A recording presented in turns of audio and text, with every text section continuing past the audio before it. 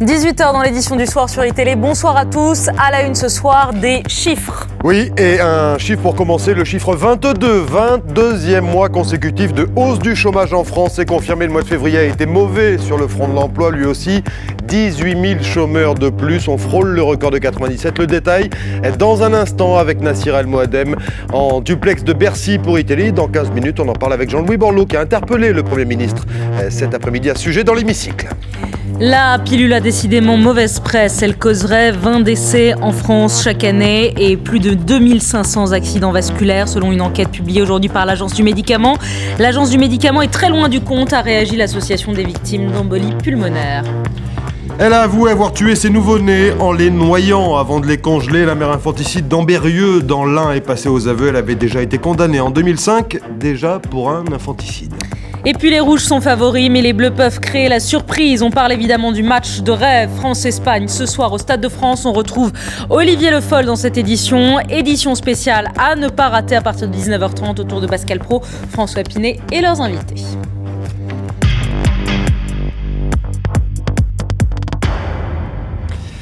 On se doutait que les chiffres du chômage pour le mois de février allaient être mauvais, mais on ne savait pas à quel point. Eh bien voilà, ils sont tombés, ils viennent de tomber. 22e mois consécutif de hausse, 18 400 inscrits supplémentaires, plus 0,6% sur un mois. Et ça représente une augmentation de 10,8% sur un an. Vous le voyez, 3 187 700, c'est-à-dire qu'on est à deux doigts du record absolu de 97. On retrouve tout de suite Nassira El Moadem en duplex du ministère de l'économie de Bercy, donc pour iTélé, 22e mois consécutif de hausse, Nassira.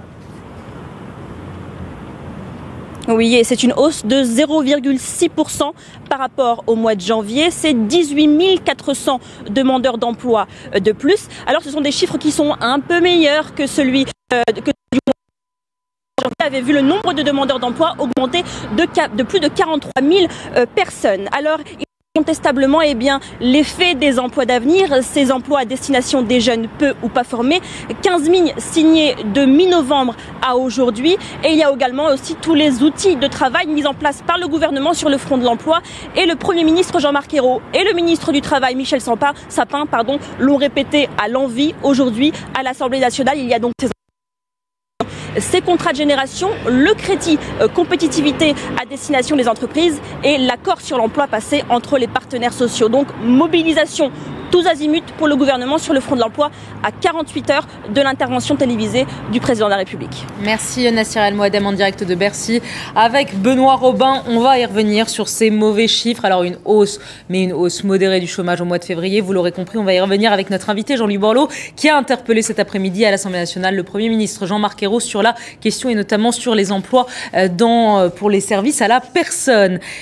Emploi toujours, mauvaise nouvelle toujours. Oui, chez Chemwan, le groupe chimique spécialisé dans le PVC qui est en cessation de paiement. Le tribunal de commerce de Lyon a d'ailleurs examiné ce matin une demande de placement en redressement judiciaire. 1300 postes sont menacés dans le groupe. Écoutez ces salariés de Chemwan.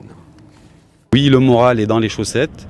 Oui, on espère que le gouvernement va enfin se mobiliser pour nous, les salariés de Chemwan. Comment ce PDG a pu valider un tel projet avec le consentement de son conseil d'administration? C'est inadmissible. On est dans le mur, on est en dépôt de bilan, on est dans la période suspecte de 18 mois. Le gouvernement doit aller chercher sa responsabilité. Il faut que maintenant, le gouvernement, il bouge. Le changement, c'est maintenant. Alors, qui se bouge maintenant ? La Poste se moque-t-elle de ses usagers? Oui, à en croire une enquête édifiante publiée par l'UFC Que Choisir aujourd'hui. Elle démontre que les tarifs proposés sont toujours les plus chers, que les colis sont souvent endommagés et que les délais de livraison ne sont pas respectés. Bref, 3 ans après l'ouverture à la concurrence du secteur, le fonctionnement de la Poste pose beaucoup de questions. Et voici un chiffre maintenant qu'il faut bien sûr relativiser par rapport au nombre de femmes. Plus de 4 millions qui prennent la pilule ici en France. Selon un rapport rendu public aujourd'hui par l'Agence du médicament, la pilule contraceptive provoque 20 décès par an et plus de 2500 accidents vasculaires. De quoi tout de même, on le comprend, relancer l'inquiétude chez les femmes. Samy Beramoun. Une annonce qui vient bousculer le monde de la santé et 4,5 millions de Françaises qui prennent la pilule au quotidien. L'Agence nationale du médicament a décidé d'avertir la population au vu du nombre croissant de décès et d'embolies pulmonaires ces dernières années liés à l'utilisation du contraceptif. que montre cette étude dite pharmaco-épidémiologique? Elle montre que la fréquence et la sévérité des accidents thromboemboliques est doublée chez les femmes qui prennent des pilules de 3e et de 4e génération par rapport à celles qui prennent des pilules de 1re et 2e génération. Sur les 20 décès annuels, 14 sont directement attribuables aux pilules de 3e et 4e génération, les 6 autres décès à celles de 1re et 2e génération. Même chose pour les embolies pulmonaires, plus de 2500 accidents sont directement causés par ces dernières générations de pilules.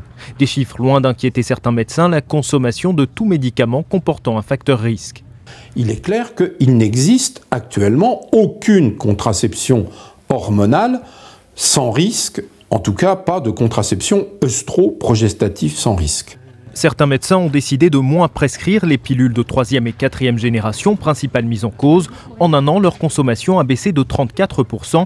A l'inverse, la vente de contraceptifs dits non oraux, comme les implants et les stérilés, est en progression constante.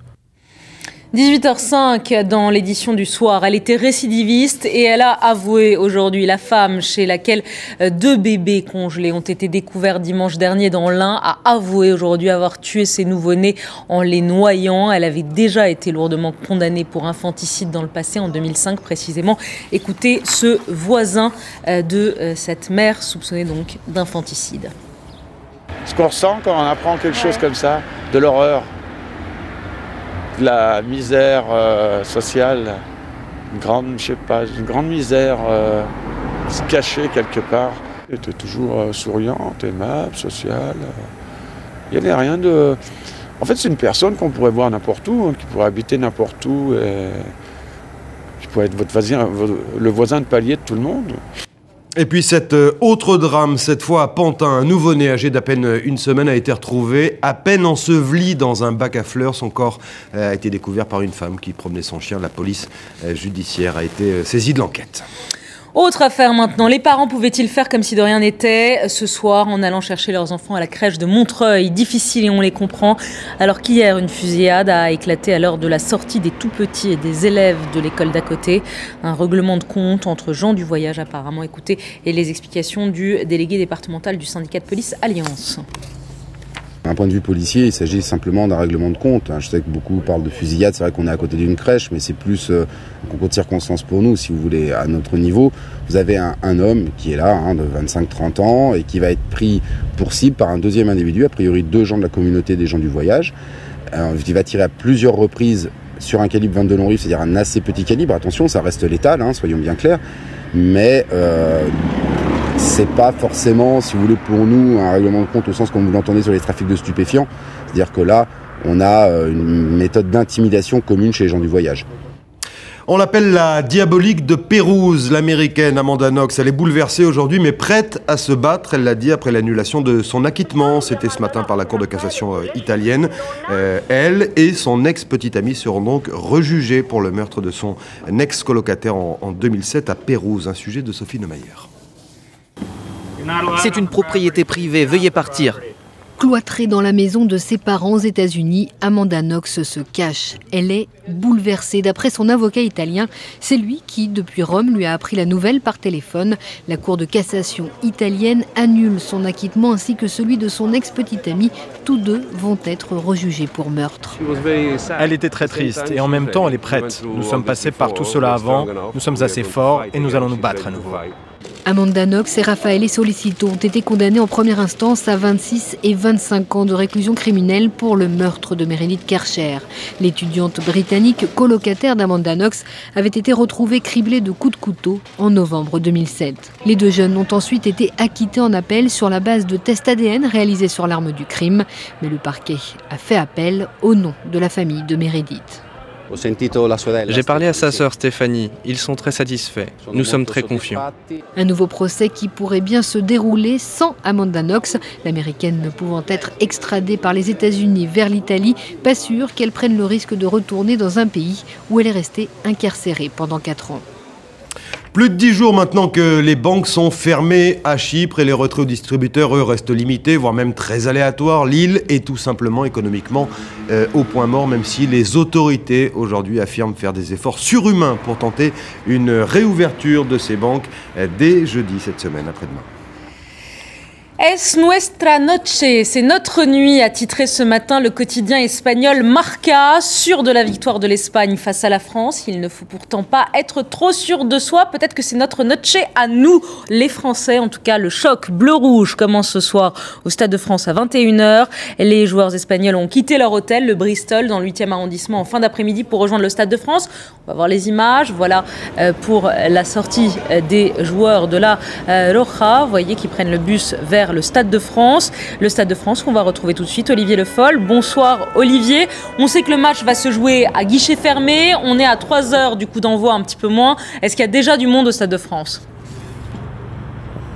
Bon, ça commence à arriver un petit peu, pas encore vraiment, mais c'est vrai, vous l'avez dit, ce match se jouera à guichet fermé, 80 000 supporters, 3 000 supporters espagnols, et puis vous parliez de la Roja qui a quitté son hôtel, et bien l'équipe de France, ce sera maintenant dans moins d'une heure, un petit peu avant 19h, dernière causerie de Didier Deschamps à son effectif, avant de prendre le bus depuis leur hôtel de Roissy, une dizaine de minutes de trajet pour venir ici au Stade de France. On vous le répète, c'est le match de l'année. En cas de victoire ce soir, les Bleus auront un pied et 4 orteils à la Coupe du Monde au Brésil en 2014. Un résultat nul serait aussi positif et une victoire ne remettrait rien en cause. En tout cas, on attend beaucoup de spectacles face à la meilleure équipe du monde et face à une équipe de France qui va mieux. Ça promet beaucoup. Merci Olivier Le Foll en duplex du Stade de France pour iTélé. Retrouvons à présent Clément Perrault en duplex de Madrid en Espagne pour iTélé. Clément, on l'attend nous ici en France, ce match tout à l'heure à 21h. Est-ce que c'est le cas aussi en Espagne? Bien sûr qu'on attend ce match aussi à Madrid avec beaucoup d'appétit même parce que c'est le grand match, comme le disait Olivier, c'est le match de l'année pour l'équipe de France mais aussi pour l'équipe d'Espagne parce que ce sera vraiment une rencontre décisive pour terminer premier de ce groupe. Vous savez, en Espagne, la victoire à la Coupe du Monde en Afrique du Sud avait suscité un engouement énorme dans tout le pays et il n'y a pas un Espagnol qui s'imagine que la Roja pourrait être absente de la Coupe du Monde au Brésil. Donc les Espagnols veulent se qualifier rapidement, se rassurer et le chemin le plus court pour se qualifier passe par Paris, ça passe par une victoire ce soir au Stade de France. Les Espagnols ont 2 points de retard sur les Français. Il faudra donc frapper un grand coup ce soir, remettre les pendules à l'heure pour les Espagnols. Merci à vous, Clément Perrault, Olivier Le Foll. Ce sera le match du soir pour iTélé, arbitré par Pascal Praud et François Pinet. Leurs invités, édition spéciale, vous connaissez la méthode, vous connaissez la recette, comme tous les soirs sur iTélé quand il y a un grand match à partir de 19h30. Restez avec nous. Avant, c'est la politique et ces mauvais chiffres du chômage qu'on va décrypter avec Jean-Louis Borloo, qui sera notre invité dans quelques minutes.